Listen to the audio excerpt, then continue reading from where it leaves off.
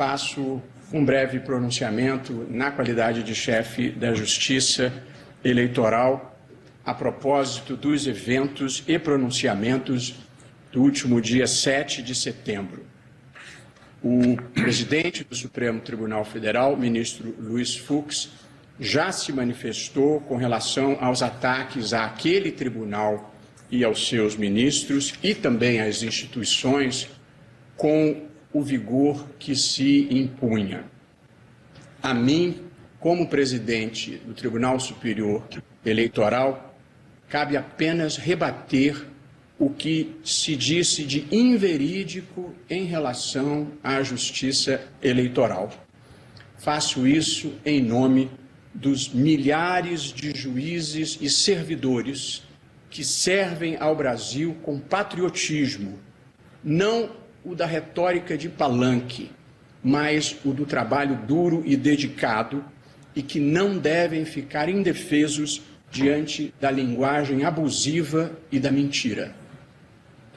Já começa a ficar cansativo no Brasil ter que repetidamente desmentir falsidades, para que não sejamos dominados pela pós-verdade, pelos fatos alternativos, para que a repetição da mentira não crie a impressão de que ela se tornou verdade. É muito triste o ponto a que chegamos. Antes de responder objetivamente a tudo o que precisa ser respondido, e tendo em vista esse momento grave que nós vivemos, faço uma breve reflexão sobre o mundo que estamos vivendo e as provações pelas quais têm passado as democracias contemporâneas.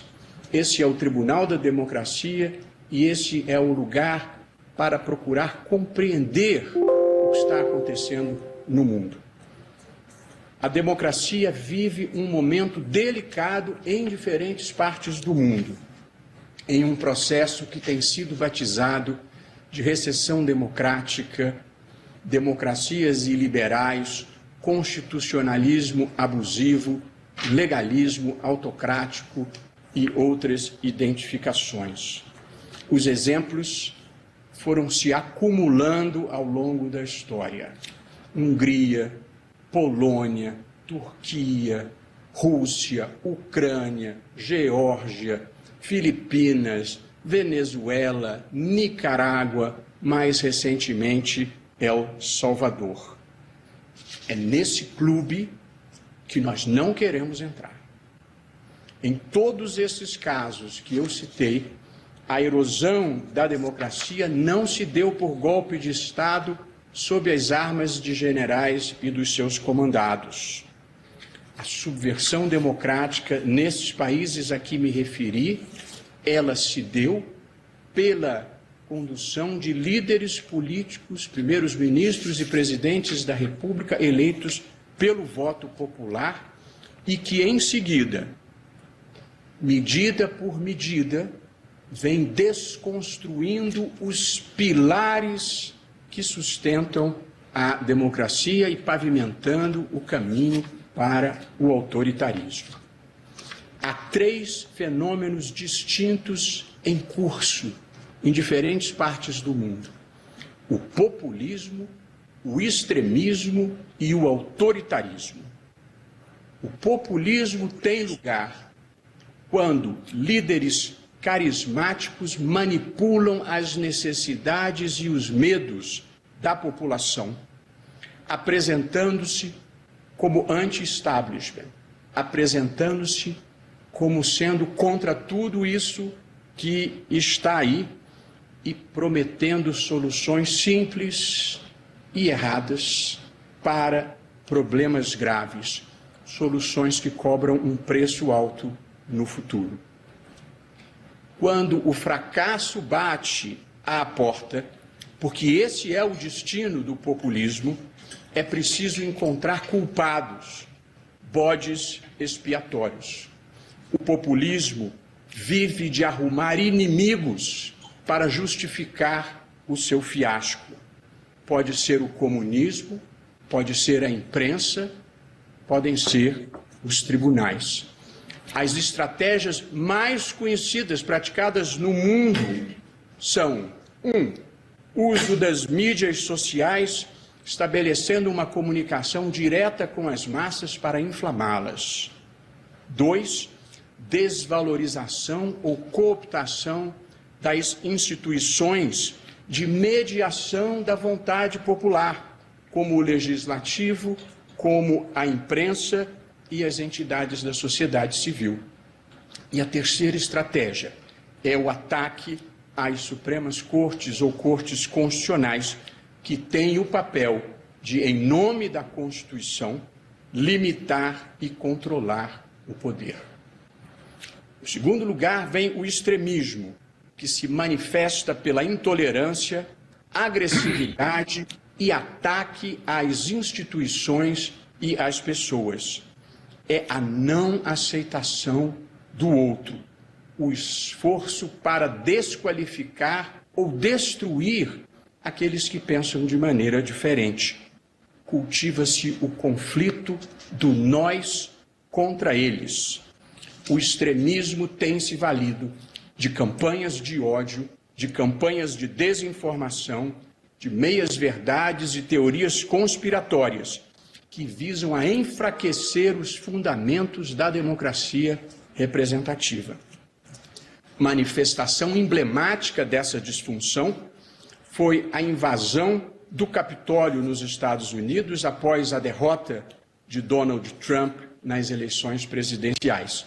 E por aqui não faltou quem pregasse a invasão do Congresso e do Supremo Tribunal Federal. E por fim, o autoritarismo, que é esse fenômeno que sempre assombrou o nosso continente, a América Latina, e não só a América Latina. Essa tentação permanente daqueles que chegam ao poder. Em democracias recentes, parte das novas gerações já não tem o registro dos desmandos da ditadura, das ditaduras, com seu cortejo de intolerância, de violência e de perseguições. Por isso, muitas vezes, as novas gerações são presas fáceis desses discursos autoritários. Eu vivi a ditadura. Ninguém me contou. E vejo com tristeza, muitas vezes, pessoas que sentem que perderam a fé no futuro e têm saudades de um tempo bom que não houve. Ditaduras vêm com intolerância, violência e perseguições. Uma das estratégias do autoritarismo é criar um ambiente de mentiras, no qual as pessoas já não divergem apenas quanto às suas opiniões, como é próprio da democracia. Divergem quanto aos próprios fatos.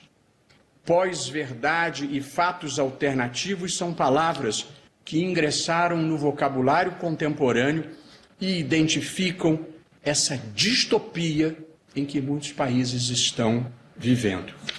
E uma das manifestações do autoritarismo pelo mundo afora é a tentativa de desacreditar o processo eleitoral e as instituições eleitorais para, em caso de derrota, poder alegar fraude e deslegitimar o vencedor.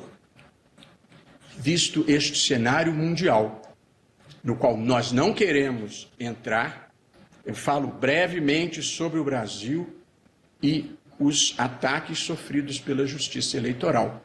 Cenário no qual não entramos, porque instituições como o Congresso, o Poder Judiciário e a Suprema Corte não permitem.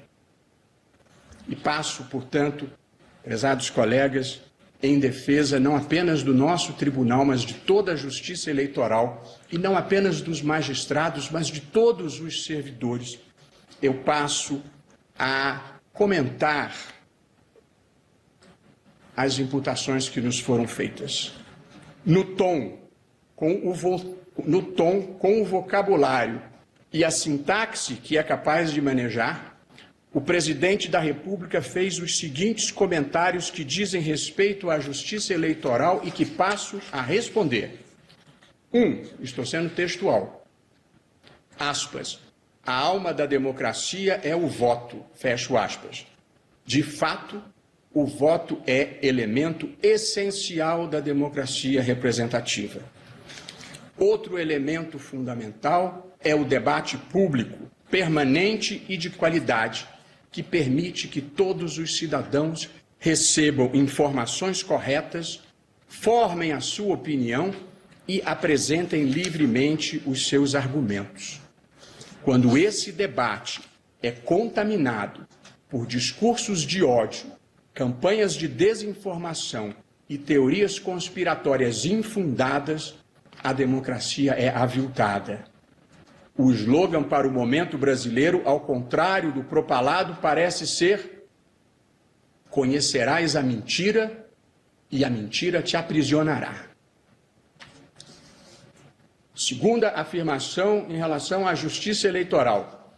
Não podemos admitir um sistema eleitoral que não fornece qualquer segurança, fecho aspas.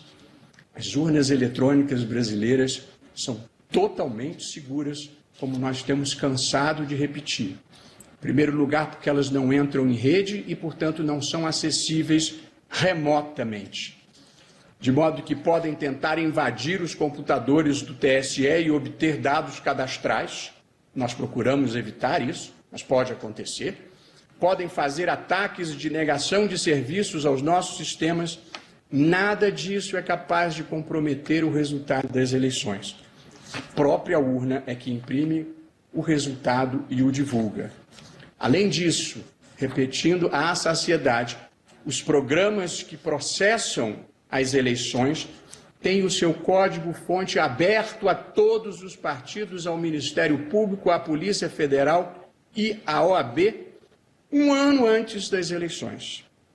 Estará à disposição dessas entidades em evento público a partir do próximo dia 4 de outubro, quando estaremos a um ano das eleições. Inúmeros observadores internacionais examinaram o sistema com seus técnicos e atestaram a sua integridade. E ainda hoje eu vou anunciar a Comissão de Transparência Eleitoral com representantes de instituições públicas e da sociedade civil que vão acompanhar aqui de dentro cada passo desse processo a partir do dia 4 de outubro. Portanto, o sistema é certamente inseguro para quem acha que o único resultado possível é a própria vitória. Como já disse antes, para maus perdedores não há remédio na farmacologia jurídica. A terceira afirmação, aspas, nós queremos eleições limpas, democráticas, com voto auditável e contagem pública de votos. Não vou repetir cada item do que tenho dito. As eleições brasileiras são totalmente limpas, democráticas e auditáveis. E por esse sistema foram eleitos Fernando Henrique Cardoso, Lula, Dilma e Bolsonaro. O sistema tem mais de 10 camadas de auditoria, ou seja, a possibilidade de verificação externa da sua integridade. Agora, prezados ministros, população brasileira, contagem pública manual de votos é como abandonar o computador e regredir não à máquina de escrever, mas à caneta tinteiro. Seria um retorno ao tempo da fraude e da manipulação. Se tentam invadir o Congresso Nacional e o Supremo Tribunal Federal, imagine-se o que não fariam com as sessões eleitorais. As eleições brasileiras são limpas, democráticas e auditáveis. Nessa vida, porém, o que existe está nos olhos do que vê. Quarta afirmação. Não podemos ter eleições onde pairem dúvidas sobre os eleitores. Pois bem, depois de quase 3 anos de campanha diuturna e insidiosa contra as urnas eletrônicas, por parte de ninguém menos do que o presidente da República, uma minoria de eleitores passou a ter dúvidas sobre a segurança do processo eleitoral. Dúvida criada artificialmente por uma máquina governamental de propaganda. Assim que pararem de circular as mentiras, as dúvidas se dissiparão. Quinta afirmação, aspas, não posso participar de uma farsa como essa patrocinada pelo presidente do Tribunal Superior Eleitoral. Fecho aspas. O presidente da República repetiu incessantemente que teria havido fraude na eleição na qual ele se elegeu. Disse eu, então, à época, que ele tinha o dever moral de apresentar as provas. Não apresentou. Continuou a repetir a acusação falsa e prometeu apresentar as provas novamente. Após uma live que deverá figurar em qualquer futura antologia de eventos bizarros, foi intimado pelo TSE para cumprir o dever jurídico de apresentar as provas, se as tivesse. Não apresentou. É tudo retórica vazia contra pessoas que trabalham sério e com amor ao Brasil, como somos todos nós aqui. Retórica vazia, política de palanque. Hoje em dia, salvo os fanáticos, que são cegos pelo radicalismo, e os mercenários, que são cegos pela monetização da mentira, todas as pessoas de bem sabem que não houve fraude e quem é o farsante nessa história. Sexta afirmação, aspas, não é uma pessoa no Tribunal Superior Eleitoral que vai nos dizer que esse processo é seguro e confiável. Não sou eu mesmo que digo isso, nem nenhum de nós. Na verdade, até todos os ex-presidentes do TSE no pós-88, 15 ministros e ex-ministros do Supremo Tribunal Federal atestam isso. Mas, na verdade, quem decidiu que não haveria voto impresso não foi o TSE, foi o Congresso Nacional. A esse propósito, e também aqui para desfazer falsidades, eu compareci à Câmara dos Deputados após 3 convites da autora da proposta, do presidente da comissão especial e depois por um convite pessoal do presidente da Câmara dos Deputados. Eu não fiz ativismo legislativo, ninguém do TSE fez ativismo legislativo, nós fomos convidados a comparecer ao Congresso Nacional e participar de um debate público aberto e franco sobre um tema importante que estava sendo discutido. Fui ao Congresso Nacional, sim, e lá expus as razões do TSE. Nós não temos verbas para distribuir, nós não temos tropas. Aqui ninguém troca voto. Fui lá, como vou a todos os lugares, porque eu trabalho com a verdade e com a boa-fé. São forças poderosas nessa vida. São as grandes forças do universo. A verdade e a boa-fé. A verdade realmente liberta, mas só aqueles que a praticam. Foi o Congresso Nacional, não o TSE, quem recusou o voto impresso, e aliás fez muito bem. O presidente da Câmara afirmou que após a votação da proposta o assunto estaria encerrado. Cumpriu a palavra. O presidente do Senado afirmou que após a votação da proposta o assunto estaria encerrado. Cumpriu a palavra. O presidente da República, como ontem lembrou o presidente da Câmara, afirmou que após a votação da proposta o assunto estaria encerrado. Não cumpriu a palavra.